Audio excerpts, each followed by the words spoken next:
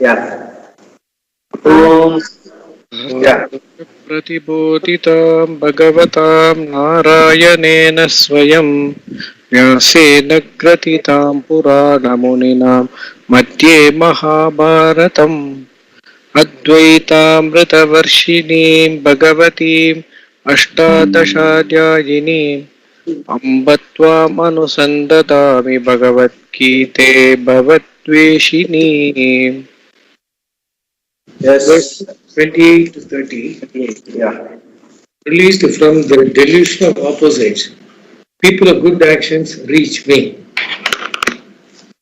Yesham Kandagatam Papam Jananam Punyakarmanam Edvanga Moha Nirgapta Bhajante Mam Dridhavrata. In the later chapters, actually, does Krishna explain, Swamiji, what do you mean by good deeds? What do you mean by bad deeds? We have seen a list of good deeds, bad deeds in all these chapters.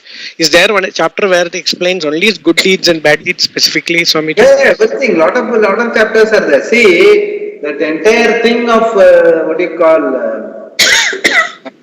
Shraddha and all Dhanam, Tapas, everything he bifurcates into Sattva, Rajas, Tamas. If it is Sattva predominant, they are good deeds. If they are Tamas predominant, they are bad deeds. It's so simple.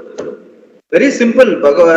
In Bhagavad Gita, the Ishvara understanding is very simple and straight and no compromise.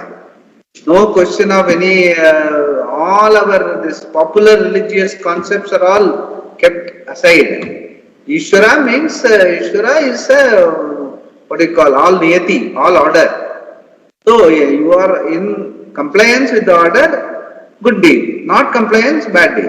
That's all. And it's all very clear also, very no ambiguity. It all will come in the what do you call 14th chapter, 17th chapter, and even the Shraddha, Tat Shraddha. Then next chapter also it will talk about Adi Bhautika, Adi Devika, Adi, all those things will come. So the Devam part of it and the Sadhana part of it will come later. Now only, from now on only it will come. How to, since Karma Yoga in nutshell has been explained, Jnana has been explained, what is your reality is explained, now what is Ishvara reality is now explained in the 7th chapter. From now on, make the connection, how to move from your Laukika, Vaidika, whatever you are doing, in that what are all the pitfalls, how to graduate, how to elevate yourself into Sattva Guna. Sattva Guna meaning Suddha Sattvam is your reality. So if you are having Sattva Guna, you will be closer to reality, you will be able to appreciate reality. That is the idea. Sattva is also a Guna, sort of it's a bondage if you stay stuck there. But if you are in Sattva Guna, there is likely that you will be able to understand the reality of you, what you have described in the first 6 chapters and the Ishvara's reality. You will be, that's what he is saying now. Vinyasa and Jnani, he has explained what is the first 2 type of devotees, Artha, Artharthi. They are, okay, they may have a lot of this Sattva Guna, Rajo Guna, Tamo Guna, lot of Abhilasha, lot of anxieties, lot of wishes, Raga, Dvesha and all that. Okay, even for that nivritti, you have to approach Ishvara. That is a better way rather than trying to what do you call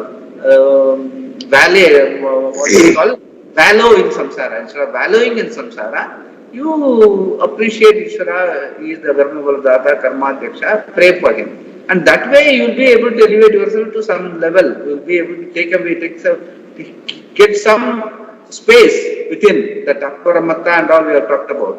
And then you will find that no point in just keep on asking this, that, and all that. It's not taking me anywhere. There must be a higher truth, how to be with Ishvara all the time. That is where the Mumukshutvam, the Jignasitvam comes, and then Jnanam. And once you find Jnanam is nothing but the whole reality. Then that is why he says Mataha Anyahana, that he is concluding now. And then he will again go back and say that what are all the Adi, the Bhautikam, what you think life is, what is the Adhyatmikam, what is the Adi Devikam, all that he will explain at the beginning of the chapter itself. First, then he will explain further. Let us see, we will get a complete picture of Gita, there is no doubt. Gita will tell us how to live our life. from that is why they call it practical Vedanta or something like that. So let us do that. Yeah, read. But Yesham, for whom Punya Karmanam Jananam, people of good actions, Papam Arthagatam, Papa has to come to an end. They Dvandva Moha Nirmukta, being released from the delusion of the opposites. Drida Vrataha. Drida Vrataha. Drida means no? Drida means firm. Yeah. Drida Vrataha, being of firm commitment, Mam Bhajante, seek, reach me. But people of good actions for whom Papa has come to an end, being released from the delusion of the opposites and firm in their commitment, they seek or reach me. The word tu meaning, however, is to distinguish these people from those in the previous verses. Yesham Jananam Punyaka Karmanam means for those people who have done good karmas. They refuse to be under the spell of their likes and dislikes and instead use their free will to do good karma and refrain from papa karma. In doing good karma, they neutralize the old papas by creating adrishta, and they insulate themselves against doing new papa karma by daily prayers and adherence to dharma. These are punya karmas, that is, these are people whose actions are good and are done with a proper attitude. Shankara defines punya karma as karma which causes purification of the mind. And the person who has done such actions is called a punya karma.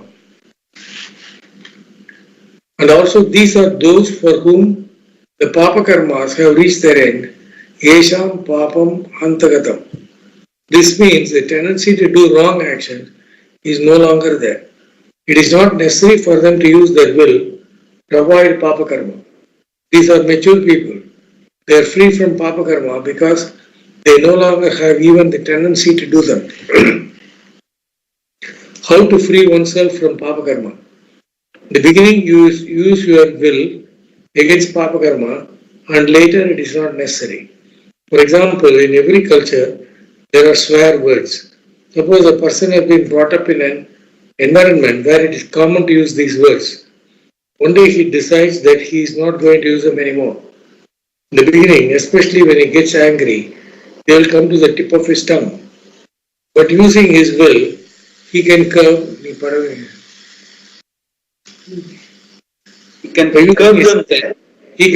them there. Very cautiously, very willfully, he will choose words that are more objective. He will have to do this for some time. Afterwards, those words do not even come to his mind. They just disappear from his language. No will is required. They are out of his system. This is how you change. Tendencies for papa karma cannot remain in you when you keep doing punya karma. There is a reason for this. When you do any type of action, it produces samskara. The more you do it, the more you reinforce a tendency for that type of samskara action. If water flowing down a mountain repeatedly follows the same track, the track becomes deeper and deeper. It is also true with reference to samskara. Karma creates a samskara, and because of samskaras, we tend to repeat the karma, which is why criminals become habitual offenders. They are prone to a given type of offense and certain way of doing it. Some are burglars, then among them one always comes through the window, another through the door. That tendency, once it is formed, is like water running down a mountain, creating deeper and deeper tracks and making it more and more impossible for the water to go anywhere else. Similarly, samskaras create thought ravines that result in habitual actions. A tendency is formed to do the same thing, and the more it is done, the stronger the tendency becomes. To break out of it, you need to use your will. And to do this, you need to undergo a cognitive change. You have to look at your life differently, and it is possible only by some grace, some help. Once you get it, the course of your life changes and the old tendencies start to fall away. It's all, see, samskara is always both ways. Any bad samskara also can get reinforced, a good samskara also can get reinforced. That is why whenever you get, you know very well that certain things are wrong habits, you have to have that pratipaksha bhavana. In the sense, you have to create an antidote in your mind where you do the opposite thing deliberately for some time. Then once you do that deliberately for some time, like you know that Karela, what do you call, bitter gourd is good for your health, but you don't like it. So you tell your people that make bitter gourd more often. Slowly you get used to it. That becomes samskara, but sometimes you start liking it. So this is how good samskaras are developed, like create a deliberate pratipaksha bhavana in the sense. I think written an article also some time back in this thing also. My blog, latest blog, I have put a pratipaksha bhavana as one of the articles. Since you have to deliberately do it, in the sense once you get into the habit of deliberately doing certain things which are good, and you know very well. It's not that you don't know, you know, but you have not been alert to that. But once you start developing those things deliberately, then they become part of your samskara. Then it becomes that becomes your habit. So nobody has to tell you, you don't have to even deliberate about it. That is what he is trying to tell here. You have to develop a habit for good samskara, because good samskara also easily is habitual, not only bad samskara. Generally when we call habit, only bad habit we talk about. Good habit we think that it is good, but good also can become a habit by deliberately doing it over a period of time. That's what he's trying to say. Yeah.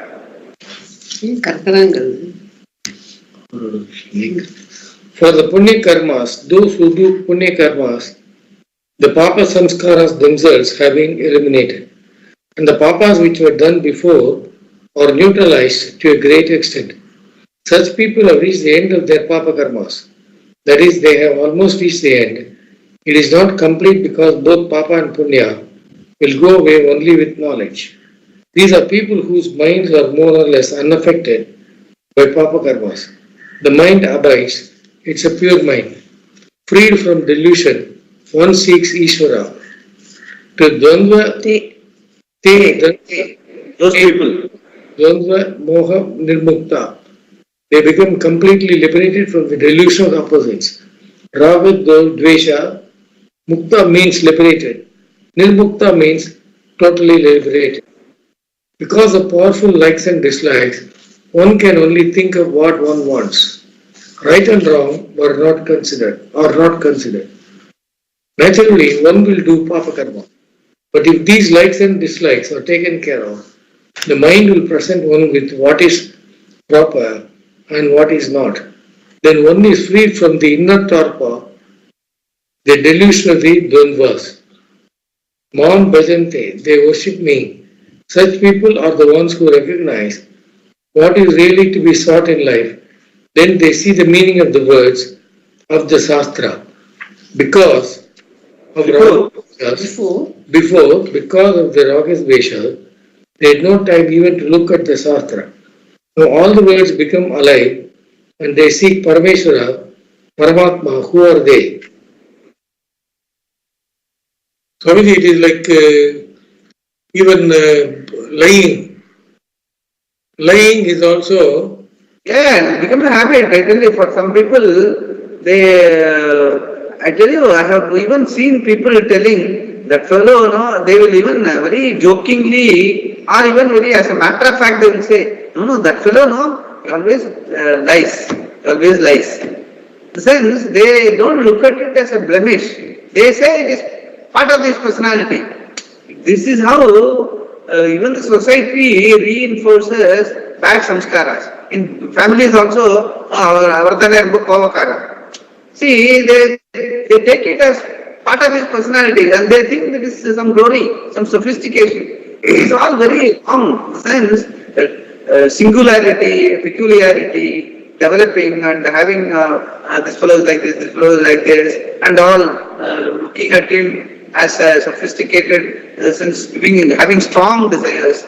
Even Swami used to say, there are kids in America, suppose they come to the ashram and all that, Suppose he has got banana as well as apple, orange and all that. Suppose for a kid, if he gives banana, he will not take it. He will say, first he will say, I don't like it. Then, if Swamiji asks, why you don't like it? He will say, I hate it. Hey, what is there to hate in banana? then he understands that sort of a thing is encouraged by the family. They think this is sophistication. That even at a very young age, people have preferences. I like this, I don't like this, etc., etc. It's all very wrong way of bringing up kids, used to tell. So never allow too much of individuality, too much of preferences in life. Then that becomes a habit, it becomes a burden on your life. That's what he is trying to say. Powerful likes and dislikes, we should never develop. There should be some medium. Anything is okay, yeah, it is available, you will take. Otherwise also it's okay. That sort of a middle path is always important in life in terms of food, clothing, luxuries. A luxury should not become a necessity. Luxury should remain a luxury. It is available, okay. If it is not available also is okay. That sort of a thing. So it's all, we take it lightly. We don't take it seriously, these things. But it all has a problem on our personality. In the sense, it doesn't give us the space. What happens?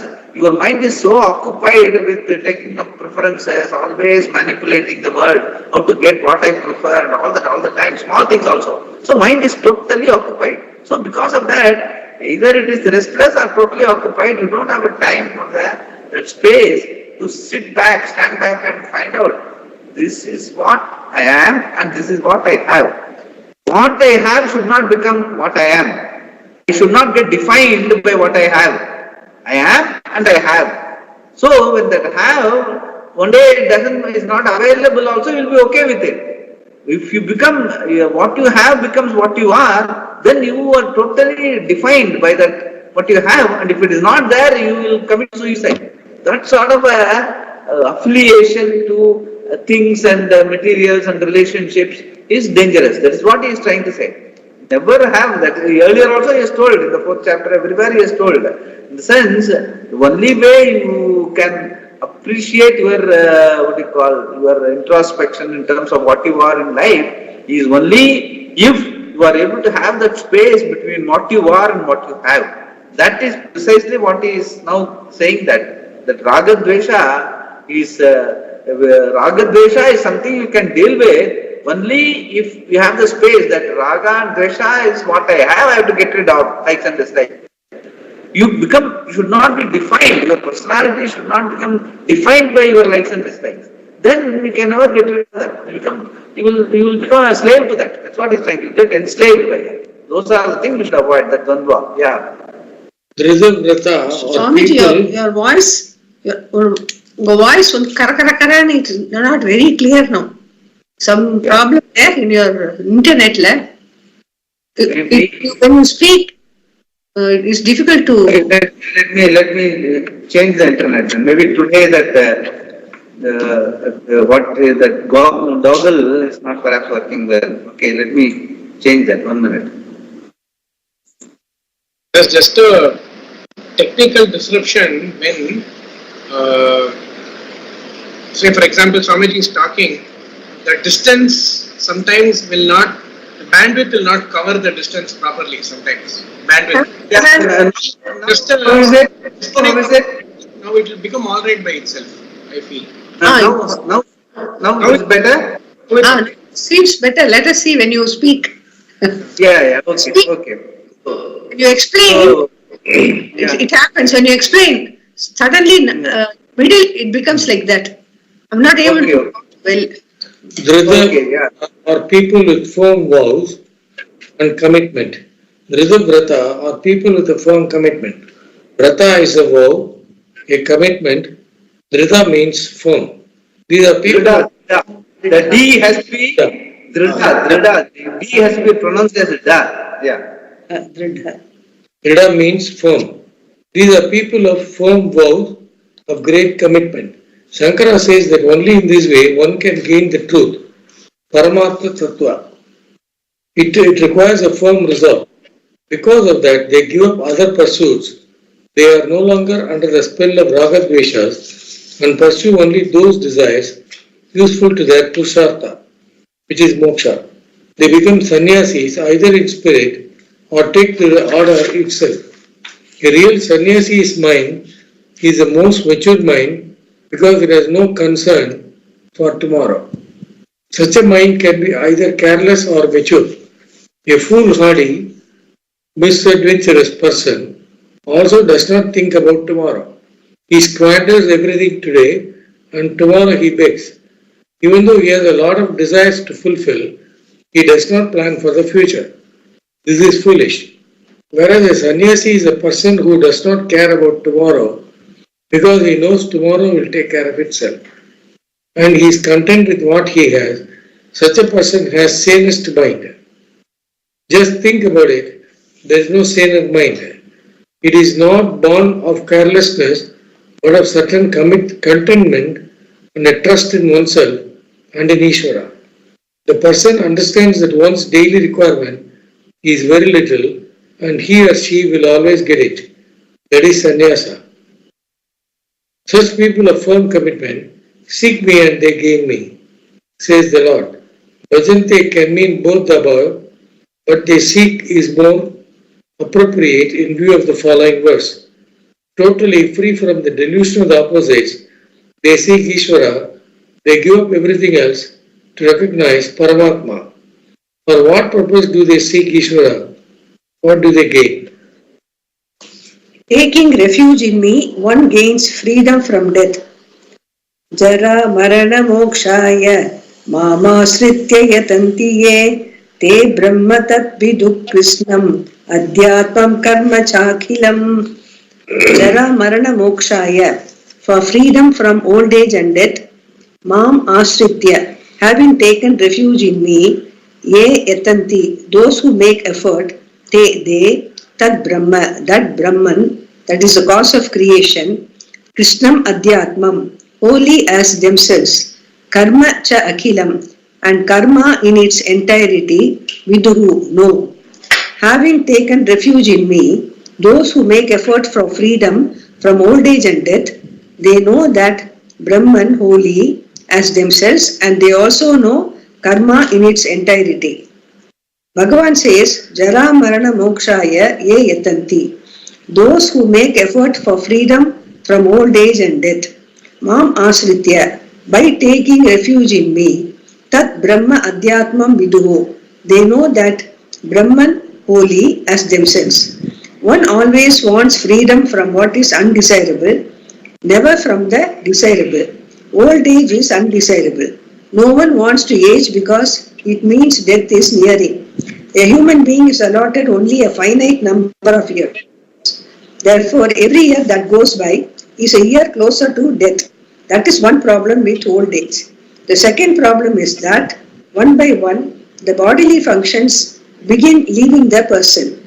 The presiding deities of the sense organs take their leave as though to say, this is enough. I supported you for so many years. What did you accomplish? Goodbye. When the presiding deities which make the eyes see, the ears hear, etc., leave, all that remains is a cavity, a golaka, where once there was sight, hearing, etc. As these deities depart one by one finds that the sense organs are no longer as efficient as they once were. Everything becomes a nuisance. Nobody wants it. The rest of the body also begins to disintegrate. The joints become stiff and it becomes difficult to take the body around. Getting up is a core, lying down is a core, then getting up from lying down is a core. Sometimes the peristaltic movement stops functioning and even eating is a core. Remembering becomes a very big task. This is jara, old age. Who wants it? Everyone wants freedom from it. Certainly nobody wants marana, death. There is always a love to be free, free from aging, free from death and so on. Aging and death stand for the other changes a body goes through. Birth, growth, metamorphosis, decline, as well as the mental modifications such as doership and enjoyership in the form of pleasure and pain. All our notions about ourselves are based on these, and it is from these that we want to be free. The intense desire for this freedom is born of the conclusion, I am subject to aging, I am mortal. As long as such a conclusion is there, there will be a desire for release. But it is not possible, and we know that. So there is always a desire to live a day more. And we know that it is not always going to be possible. So there is helplessness and naturally a fear. If we could help ourselves, there would be no fear. But we cannot stop aging, much less death. A person who is not under the spell of raga dveshas has a mind that can discern this and seek a real solution. You understand what has value in this life and seek Paramatma now before old age and death come. You discern that you want to get out of this problem entirely, not just out of the aging body. You want to get out of the notion, I am subject to old age and death. The body does not say, I am afraid of old age. It just survives the years like a stone or any other inert object. It has no notion that it is getting older. You are the one who recognizes yourself as someone subject to old age and death. So moksha is not from physical old age or physical death. It is from the notion, I am subject to old age and death. From that notion alone is freedom, and it is the only freedom possible. It is also the only freedom required because I, aham alone is the problem. All the problems are centered on I. The problem of self-identity is what causes fear. Therefore, for release from it, you seek Paramatma. How does one seek freedom from death? Taking refuge in Ishvara, they make effort. Mam asritya yatanti. Mam means me, Ishvara. So pursuits based on their likes and dislikes are given up, and now they are seeking Ishvara. After analyzing their experiences, they find that fulfillment of raga dveshas is not exactly what they are seeking. That I am subject to raga dveshas is the problem. If that is very clear to a person, one's refuge is Ishvara and he or she becomes a jignasu. Now that you are no longer under the spell of likes and dislikes and the tendency for improper actions is also gone, there is discrimination. You want only to know what Parameshwara is and seek his grace for that knowledge. To know Parameshwara is to know him as yourself. There is no other Ishvara. He is not separate from you, nor is he separate from the world. If there is any sense of separation, it is due to ignorance. Therefore, Bhagavan says, taking refuge in me, invoking my grace, they seek to know me. For this they make efforts, yatanti. How? With a mind absorbed in me, through Shravana, Manana and Nididhyasana, these three keep you absorbed. Previously, the mind was dwelling upon the objects of raga dveshas, and now it is led to dwell upon Parameshwara through inquiry into the Shastra. Basically, what is it trying to say is, our own life is designed for moksha. In the sense, as we grow older and older, when our faculties which are all meant for a certain period of time, we don't know exactly, but every day we are aging. We don't know. We are so infinitesimally aging is happening. We think that we are okay, but after a few years we start really seeing that our faculties are failing and all that. So initially, when everything is in good shape, we don't mind taking ownership to all our faculties and what we gain by way of those faculties, enjoyment, etc. as mine. But later, when they start failing, when you find that the fulfillment which you were earlier getting through them, you are no more getting it, then you want to distance yourself. By the time you are already hooked to them. So, it is when you are in good shape only, we have to understand the whole teaching is how to distance ourselves. That aham, I the being, and what is mine, what are my faculties, my body, mind and senses, whatever I wealth, fame, qualification, employment, etc. All those things are what I have. What I am is different from what I have. That distinction, you have to start looking at it so that Number one, you won't, what you have will not have a hold on you. Number two, whatever you are achieving with what you have, they become slowly over a period of time, what they call in economy, they call diminishing return. In the sense, even what you have, what you enjoyed earlier, nowadays you won't enjoy. Like what Swamiji always used to give that example. The first gulab jamun you like, the second gulab jamun you like less, third you don't like, fourth you just keep it away.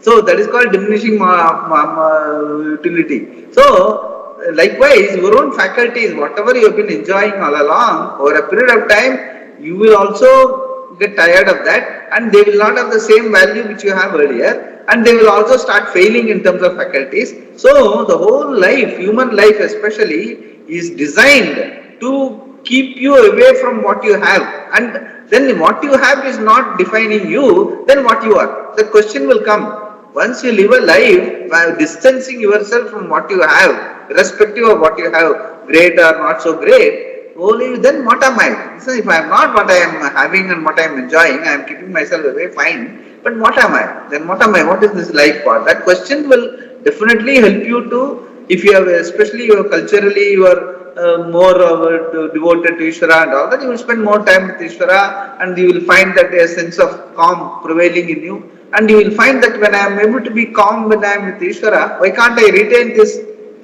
peace all the time? That question will come, then you will study the scriptures. Once you start studying the scriptures, you will understand, yes, your reality is calm. Shanti is your reality. Ashanti is what you acquire by doing things. So why to acquire, why to invite trouble? Better them all be there just as part of our Laukika life and family life. But I will, whenever possible, I will keep to myself. So that Shravanam, Mananam, Nidhyasam will grow on you. Then automatically when the faculties fail, other things are not cooperating, you won't mind that. You won't mind sitting. Okay, bro, I can't do these things, you take care. So you will sit and meditate, you will sit and study all those things. And it will be helpful to you and also helpful to people around you. That's what he is trying to say. In the sense, the human life is designed to move towards Shravanam, Mananam, Nididhyasanam. That is study, scriptural study, understanding and meditation, contemplation. That's why he says it's all designed. So we should not resist it. We should try to move in that direction. That is what our life's learning should be. That's what he's trying to say. Yeah. Actually, Swamiji, while reading it, to tell you the truth, I could see myself in what he said, because that is what we go through many times in a day, that helplessness, fear, all that sets in. We are able to, I'm able to perceive that things are not like before, and so what next? Like, all those, and we know we are helpless. So it was like reading about myself, like whatever I feel and all that. And even the Raga Dvesha, we are not able to. I'm not able to listen to you. I'm not able to hear you. Sir, please. Even the Raga Dvesha, like you said, we don't create space and we show that Raga Dvesha. Then immediately we feel, why am I doing all this? When we don't know. Before a sense of helplessness sets in our life, we must be alert to that. We must be that alert living, and slowly we withdraw ourselves, and then you will feel more in charge of your life. Then that the sense of whatever that is not attainable or fulfillable and all that, you will not have a value for it. So automatically, since you will start liking what you are capable of, and you will start keeping away from what you are not capable of. That is successful living. So that will happen physically, mentally, always also it will happen. But also by your study, you will find that I like what I am capable of. I like to study, I like to be with Bhagavan. That is what I am capable of at this stage in my life, at this age in my life. What I don't like, going out partying, going for this marriage, that marriage, too much of going out activity. I am not capable and I am also not interested. See, more important is that I am not interested, what I am not capable of. That synchronization is important. So you have to develop a value which will suit your age and your capabilities, faculties and your calmness of mind, everything should suit. Then that is successful living. Swamiji used to say that you must start liking what you are supposed to do and dislike what you are not supposed to do. That is successful living.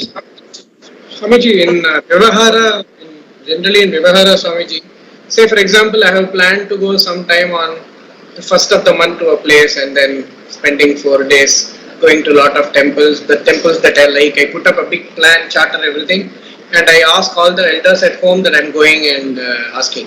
What happens? On first one I want to go, that elderly person says, see, I feel very insecure. I'm unable to come along with you. Can you please stay back with me for 2 more days and just go for 2 days? Now what happens?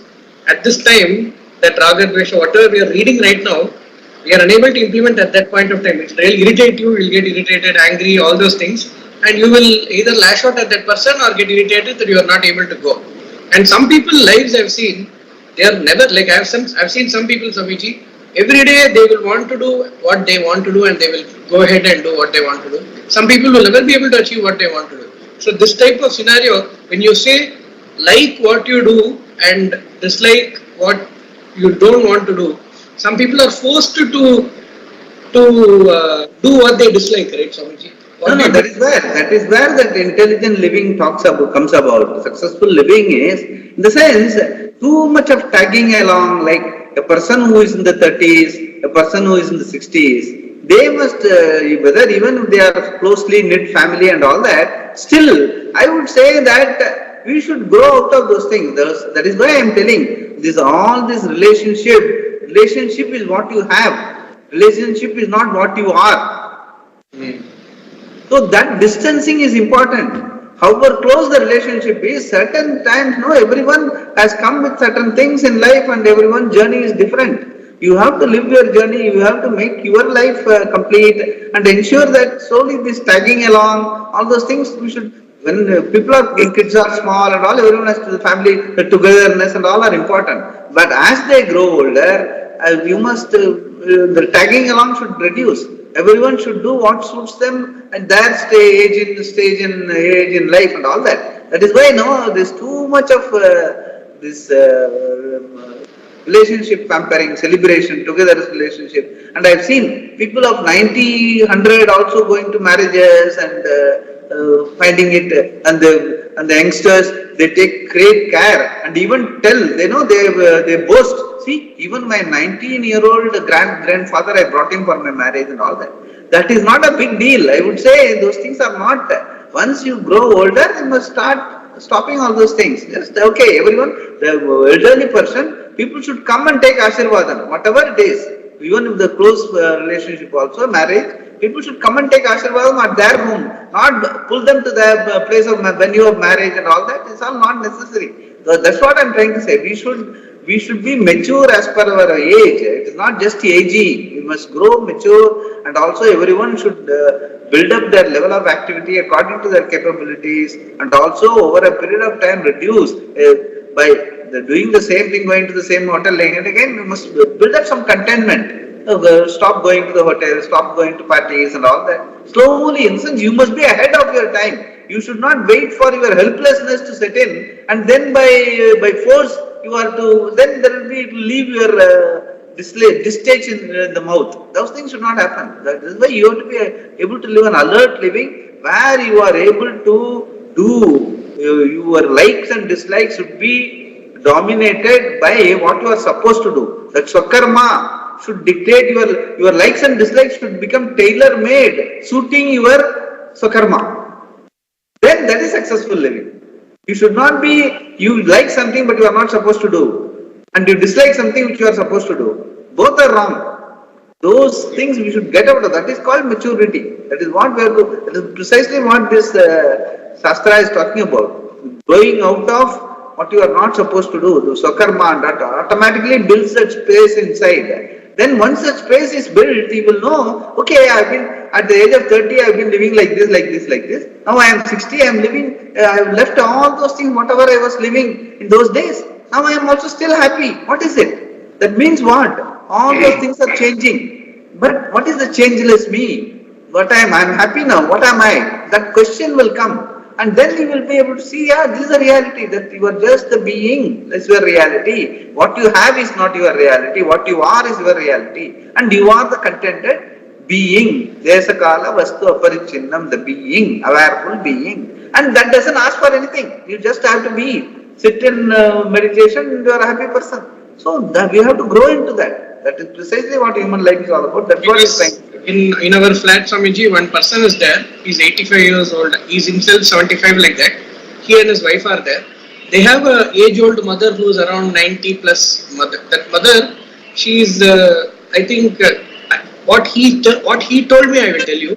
That person's mother is having a lot of ahangaram, I suppose. She doesn't respond properly, and that person has not gone out for the last 4 years on a vacation or anything. Even if they go by morning, they have to come back by evening to take care of his mother. Now, for this Chaturmasiyam alone, he wanted to go 4 days to one place and he planned something like that. But in that, the mother said, okay, beginning, and said she will also come and stay in the room and not come anywhere, and they wanted to go. In this entire year, only 4 days they are going. In that also, that mother at last minute now came back and said she's not coming and made it a 2-day trip instead of 4-day trip. So that person was very disappointed. So those are the things. No, those are the things that is a real problem in society today. I tell you, we have a very lopsided priorities. The elder people, unless they get into this sort of a reflection of, that is why Gita and all are very, very important early in life. Must start developing a value. The entire family has to develop a value for these things, and then everything falls in place. Then you can have a meaningful life, elders, and otherwise it becomes very difficult. That's why Swami always to say Vedanta is required for this today's life, because previous life there was a structure. The eldest person will remain in a room. I have seen even in the same Manjakudi village. I am telling you, there were old people I have seen in my young age, where they will just remain in the room, they will not disturb the youngsters and all, they will have their own activities, he will be given food time to time, and he will not say that you be here and all, because it's a big thing, there will be some servant and all will be there, even if these people go out for some function and all youngsters, the ayah or servant male will take care of the oldest person, he will be contented, he will not disturb those things, those structures were there in the older society. Nowadays it is not there, it's all this nuclear family, flat system and city life and all that, all those luxuries of village life is not there. So, we are all messed up basically, I am telling you. That is precisely what is the purpose of saying all these things. Swamiji eloquently talks about all these things because all of us, as we grow older, we have to develop this sort of a vairagya, that abhyasenu kaunteya vairagyam and all we have discussed before. These are all the Vairagyam. Vairagyam is what? Vairagyam is dispassion, is something. What you are not supposed to do, you have to develop dispassion. As I was telling, developing dispassion towards garbage, no big deal. So, we must be able to recognize what is garbage and what is good for us. Then automatically Vairagyam sets in. Automatically dispassion sets in. The space sets in. Everyone starts doing what you are supposed to do at your stage and age in life. Then you will not be a disturbance to yourself or as well as a disturbance to others. That is successful living. That is precisely what he is talking about. Yeah. So this person has to learn how to get out of this garbage kind of thing and get into They have to study. They have to study. They have to be guided. They have to start early in life, 30, 40. That is the time you will start learning. When your faculties are on stay, you are in good shape. You start learning. You should not postpone it. Post-retirement, I will learn. You will not be able to learn anything. Yeah. You see the difference between this pursuit and all other? Just observe your mind when you turn the pages of an attractively printed catalogue. Potential ragadveshas, even unheard of ragadveshas, would surface. You see something you had never even thought about, and suddenly it is a want. It is one type of mind. Then see what happens when you read the pages of the Upanishads or Gita. The mind is entirely different. The words of the Shastra create a mind that is fulfilled, resolved, the opposite of a mind in pursuit, which is why they say that Pauna Punyena Shravanam Kuryat. Listening to the Shastra is to be done again and again. It creates an orientation, even though what is to be understood is only one, Tat Tvamasi. The elaborate study of the Shastra is to keep the mind exposed for a good length of time to this thinking about realities. While doing Shravana, there is naturally Manana. Doubts are raised and answered. Through this exposure, you get an insight and certain vastu jnana takes place. You contemplate upon that and gain increasing clarity. This is nididhyasana. Spending your time in these three, Shravana, Manana and Nididhyasana, is reflecting on Parameshwara. This is the Brahma Abhyasa that we saw previously. Tat Chintanam, Tat Kathanam, Anyonyam, Tat Prabodhanam. Reflecting on the subject matter, talking about it to others and discussing with fellow students, trying to understand and help each other is all part of Brahma Abhyasa. This is what is meant by taking refuge in Parameshwara. It is important to understand the meaning of these expressions. See, important, see, Prabodhanam, just imagine, Prabodhanam means what? Waking up. It's a wake-up call. Life is a wake-up call every day. It is not just waking up from sleep. You have to wake up from all your wrong understanding. It is a different life, that's what in the second chapter itself Bhagavan told. You are in the night. The person who knows is in the day. So you cannot compare. You cannot even fathom what is he. That is what the difference it makes. It's like a wake-up call. Prabodhanam is a very important word. Prabodhanam means waking up. You have to wake up to the realities of life. That is very important. Yeah. I read one commentary long ago that interpreted taking refuge in Ishvara to mean going to him for protection as even you would go to a stronger person when you are in trouble. Such appeals will definitely bless you. Any good karma will give its result. But to think that Ishvara is just another person who is protecting you is simplistic. See, the other day you were telling, that Mahaparivar and all that. This is precisely, in the sense, Ishvara, Pranidhanam and worship, this is what is worship. Understanding Ishvara, what is being told in this particular paragraph. Just read it. That is how you have to look at Ishvara. Yeah. Parameshwara Ashraya is something that requires... From the beginning, you read from the beginning, that para. I read one commentary long ago that interpreted taking refuge in Ishvara to mean going to him for protection as even you would go to a stronger person when you are in trouble. Such appeals will definitely bless you. Any good karma will give its result. But to think that Ishvara is just another person who is protecting you is simplistic. Parameshwara Ashraya is something that requires understanding. It is not that simple. It is an absorption, a committed thinking and dwelling upon, which is accomplished by Shravana, Manana and Nididhyasana. This is Parameshwara Ashraya. The wise know Brahman as not separate from themselves. Te Brahma Tat Viduhu. Having resorted to Parameshwara, these people, Viduhu, come to know Tat Brahma, that Brahman. From this it is clear that Ashraya is in the form of enquiry and the result is that they come to know Parameshwara as not separate from themselves. Tat is Param Brahma, who is Satyam Jnanam Anantam Brahma and the cause of the whole creation.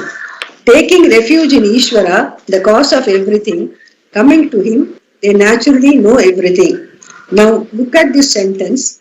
Mam asritya yatanti. Taking refuge in me, they make effort. What do they get? They get to know that Brahman, te viduhu tat Brahma, because I am Paramatma. It makes the meaning of yatanti very clear. The effort is for the sake of knowledge.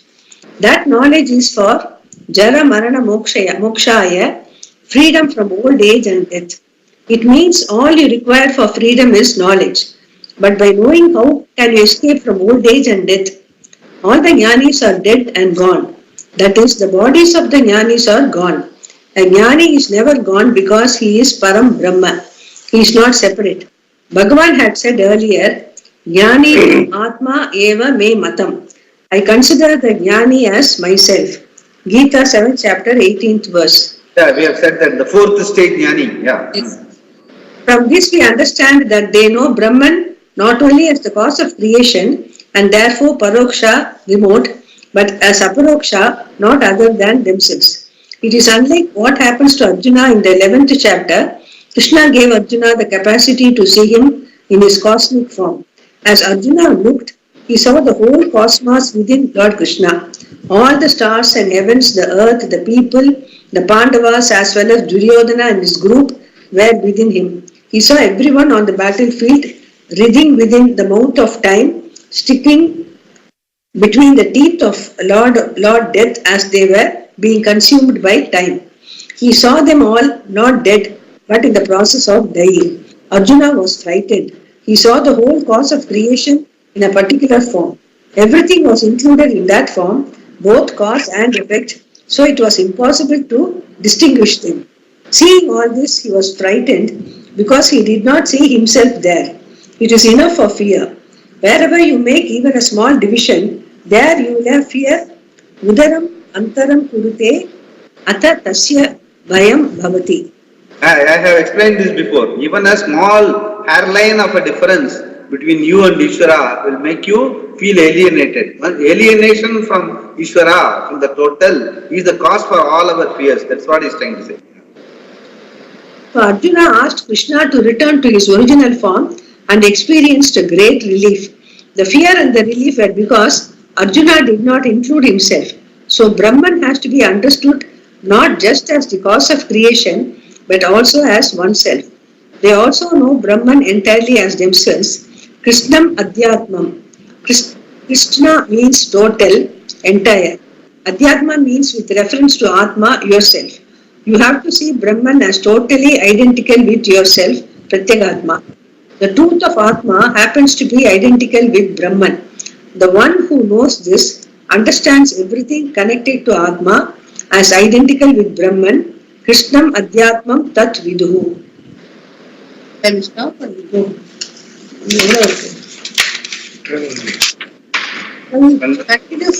படிக்கிறதுனா படிக்கலாம். Because we will finish. I think, கொஞ்சம் தான் இருக்கு. One more slokam is there. If you have time, we can finish it. We'll finish the next paragraph, Swamiji. Yeah. For the verse. They also understand karma in its entirety. Because of that, they now understand karma also very well. Karma cha akilam te viduhu. One understands, I do not do any action, nor do I cause anything to be done. At the same time, actions are done. One understands the truth of karma and the word akhila, which means entirely. Therefore, it indicates that now he understands karma in its entirety. The truth about karma is that the doer, the object of action, the means of doing the action, the purpose of doing the action, from where the action originates, anything connected to the action, and the locus of the action are all Brahman. We saw this in the 4th chapter. Yeah, we said now the Brahmarpanam Brahmahavihi, the same thing which he is talking about. All Karakas are Brahman only, yeah. In the ritual, the means by which an oblation is offered, the oblation itself, the fire unto which it is offered, and the one who makes the offering are all Brahman. Gita, 4th chapter, 24th verse. Yeah. This is the truth of karma, and one also knows this. In one's vision, karma is neither opposed to Brahman, nor is it something that has Brahman as its result. The one who knows this sees Brahman everywhere. What is this Brahman that these people come to know so totally? We'll continue. We will read this and we will move into the next chapter next week. So have the next book also in hand. Okay. Yeah, because this is the last sloka in this chapter. So we must have the next book, 8th chapter. Okay. Okay. Om Purnamada Purnamidam Purnat Purnamudachyate Purnasya Purnamadaya Purnamevavasishyate. Om Shanti.